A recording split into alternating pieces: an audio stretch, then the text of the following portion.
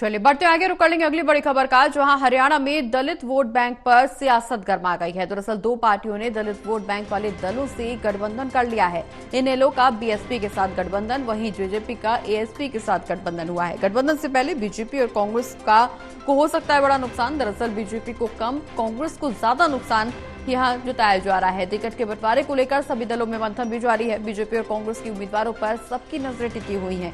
तो बड़ी खबर आपको बता दें, विधानसभा चुनाव में बेहद कम समय और ऐसे में राजनीतिक हलचल हरियाणा में काफी तेज देखने को मिल रही है। हरियाणा में दलित वोट बैंक पर सियासत गर्मा गई है। दो पार्टियों ने दलित वोट बैंक वाले दलों से गठबंधन किया है, जहां जेजेपी और एएसपी का गठबंधन हुआ है। वहीं दूसरी ओर आईएनएलडी और बीएसपी के साथ भी गठबंधन हुआ है और ऐसे में बीजेपी और कांग्रेस को इस गठबंधन से नुकसान भी पहुंच सकता है। बीजेपी को कम, हालांकि कांग्रेस को ज्यादा नुकसान पहुंचने की आशंका जताई जा रही है। टिकट बंटवारे को लेकर सभी राजनीतिक दलों में चिंतन मंथन की स्थिति बनी हुई है। चिंतन मंथन लगातार जारी है। उम्मीदवारों को लेकर के बीजेपी और कांग्रेस के उम्मीदवारों पर सबकी नजरें टिकी हुई हैं। लोकसभा चुनाव की बात करें तो यहां पर बेहद ज्यादा समय कांग्रेस की तरफ से लिया गया चुनावी उम्मीदवारों की घोषणा करने में। निश्चित रूप से अब विधानसभा चुनाव के लिए भी कांग्रेस फूंक फूंक कर कदम रखना चाहती है। अपने उम्मीदवारों का ऐलान करने में कांग्रेस की तरफ से हालांकि देरी जरूर हो रही है, लेकिन एक नई राजनीतिक गठजोड़ को लेकर के जो सियासत में हलचल देखने को मिल रही है,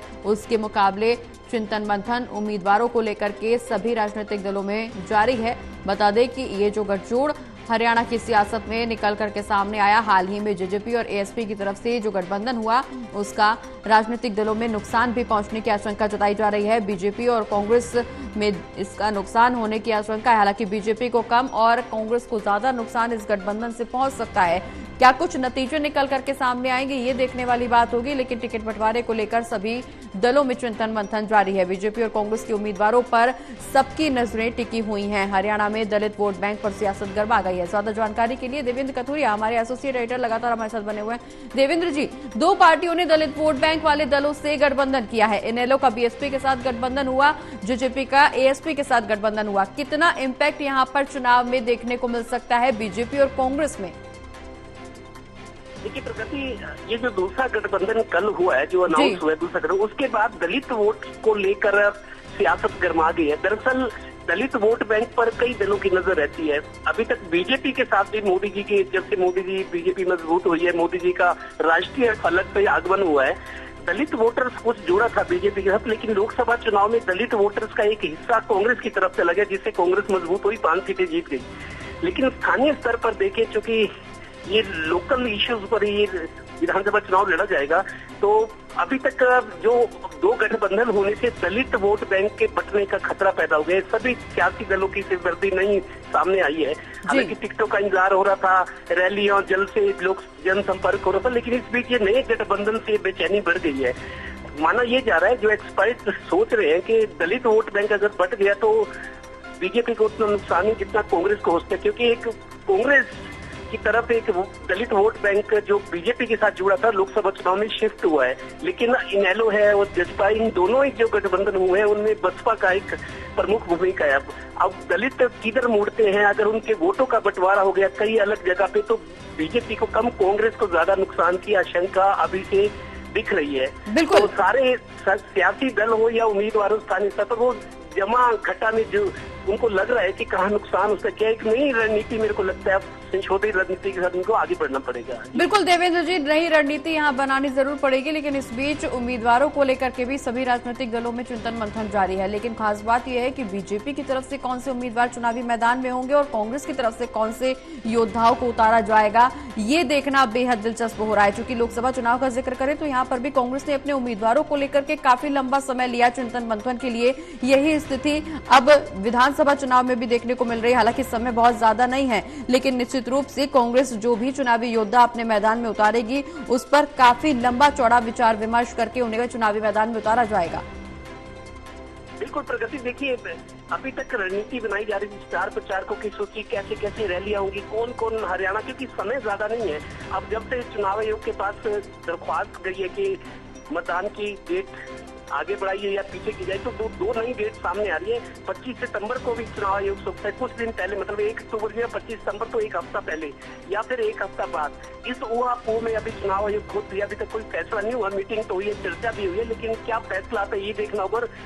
सियासी दलों की बेचैनी, उम्मीदवारों की, दावेदारों की, जो कार्यकर्ता हैं, जो समर्थक हैं, सबकी नजर एक तो टिकटों पर लगी हुई है कि उनके नेता को टिकट मिलेगा नहीं मिलेगा, उधेड़-बुन में है। दूसरा, ये नया मतदान कब होगा इसकी को लेकर भी थोड़ा सा दुविधा की स्थिति है। और अब एक नया जो गठबंधन बना है उससे जो वोटर्स है, दलित वोटर्स है, उनके जो बंटवारे का खतरा पैदा हो गया। तो एक साथ कई चुनौतियां हैं और अंदरूनी बैठ के या समीकरण बदलने के जो कयास लगाए जा रहे हैं। एक नया मुद्दा मतलब सियासी दलों और दावेदारों उम्मीदवारों के सामने है कि किस तरह करें कि दलित वोट बैंक बट गया तो किसको नुकसान होगा, किसको फायदा होगा। एक नया इशू खड़ा हो गया है। बिल्कुल, इशू बहुत सारे हैं, चुनौती बहुत सारी है। चूंकि अगर हम लोकसभा चुनाव का जिक्र करें देवेंद्र जी, तो यहाँ पर चुनौती कम थी, लेकिन विधानसभा चुनाव में ज्यादा चुनौतियां सभी राजनीतिक दलों में देखने को मिल रही हैं और खासतौर पर कांग्रेस और बीजेपी के लिए अब ये कांटे की टक्कर मानी जा रही है।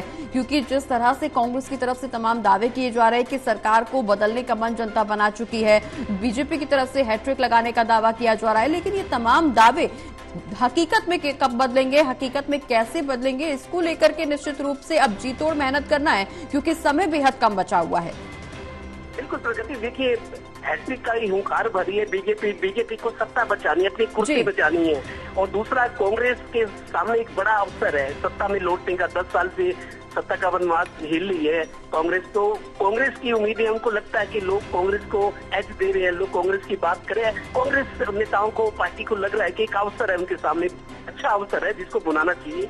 लेकिन बीजेपी डिफेंसिव रोल में कि जो हमारे सीटें हैं, जो विधायक हैं, वो इतने बन जाए कि सरकार बन जाए, जैसे मोदी जी की भी सरकार बनी है तो हरियाणा में भी बन जाए, किसी तरह की सरकार बन जाए, इसी तरह की सारी कोशिश हो रही है। और इनेलो की बात करें, जसपा, उनको अपना अस्तित्व बचाना है। अगर पार्टी लुढ़क गई, पार्टी और कमजोर होगी तो समझो 5 साल फिर खराब हो जाएंगे। उसमें वो जो बचे कुचे लोग होंगे वो भी शायद पार्टी ना छोड़ दे, तो अस्तित्व का संकट है बीजेपी के सामने, इनेलो के सामने। और बसपा के सामने ये कि मुख्य धारा में पिछले 10 साल में बीएसपी बहुत कमजोर हुई है। हमने देखा 2014 से पहले 2014 के चुनाव में, 19 में भी बसपा का एक आध विधायक जरूर जीतता है, पिछले 5 चुनाव की बात करें। लेकिन बसपा के टिकट पर जीता हुआ विधायक समर्थन दे देते हैं जो सरकार सत्ता में आती है, जो पार्टी सत्ता में आती है। तो ये भी बड़ा खेल चल रहा है। तो बसपा के लिए भी मुख्य धारा में लौटना, अपने अस्तित्व को बचाना एक चुनौती है। चलिए, बहुत बहुत शुक्रिया देवेंद्र जी, ये तमाम जानकारी हमारे दर्शकों तक पहुंचाने के लिए।